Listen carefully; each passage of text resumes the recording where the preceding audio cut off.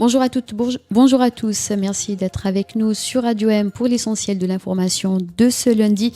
Les résultats provisoires des élections communales partielles tenues samedi à Tizi Ouzou et Béjaïa ont été annoncés hier soir par le président de l'autorité nationale indépendante des élections, Mohamed Chalfi. Les 12 listes indépendantes ont raflé les sièges dans les 6 communes concernées. En effet, elles ont remporté 74 sièges des 90 sièges à pourvoir, soit plus de 80%. Les partis ont donc perdu du terrain. Le Front de Libération Nationale a obtenu 7 sièges, le Front des Forces Socialistes 6 sièges et le Rassemblement National Démocratique a obtenu 3 sièges. Rappelons que seulement 30,11% ont participé aux élections à Béjaïa et 33,72% à Tizi Ouzou. Les usagers des trains assurant les lignes ferroviaires de et vers la capitale ont été surpris ce lundi matin par l'arrêt soudain du trafic. En effet, les travailleurs de la SNTF ont décidé d'opérer un mouvement de grève. Cette grève est sans préavis selon le communiqué de la SNTF.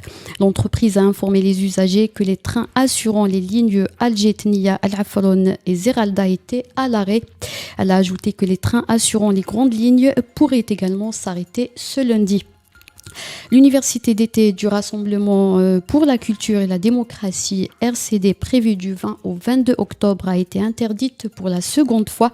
Sa tenue entre le 13 et le 15 octobre a été interdite une première fois par la wilaya de Tizi Ouzou en raison de la tenue des élections communales partielles.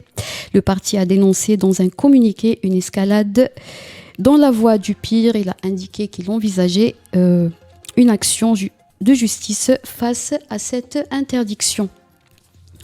Dans le sport, le président de la Fédération algérienne de tennis, Mohamed Soufiane Yousfi, a été suspendu de toute activité au sein du mouvement sportif national. La décision a été prise par le ministre de la Jeunesse et des Sports, Abdelrazak Sebgeg.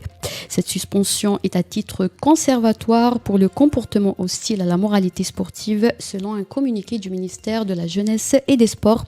Il lui est reproché d'avoir fait des déclarations provocatrices visant ouvertement la famille sportive du tennis et du football lors du Collège technique national de tennis réuni le jeudi 13 octobre. Et enfin, l'USM Alger s'est qualifié hier soir au deuxième tour préliminaire additionnel de la Coupe de Confédération africaine de football.